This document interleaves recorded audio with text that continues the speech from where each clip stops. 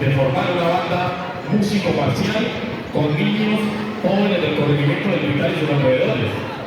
En este comienzo contaron con el apoyo de la Junta Comunal del Pital, el instructor Julián Fernando Troches Pulido y de la institución educativa de Montería, quienes apoyaron con el préstamo de instrumentos y uniformes para su presentación. Nuestra primera presentación fue en la tercera versión de la Feria de Integración Familiar del Corregimiento del Pital. El instructor es Juan José Zapata, quien en un inicio colocó toda la posibilidad, la disponibilidad en su tiempo y en ocasión de recursos económicos de transporte para sacar esto adelante. Y gracias a Dios fue nuestra primera presentación oficial como la banda músico marcial Sonido del Pital, y de ahí en adelante seguimos en este proceso en donde ya se ha tenido la oportunidad de participar en varias presentaciones como Semana Santa en Mondoño y Santander de Quilichao del 2025. ¡Fuerte el aplauso! No, ahí le toca más.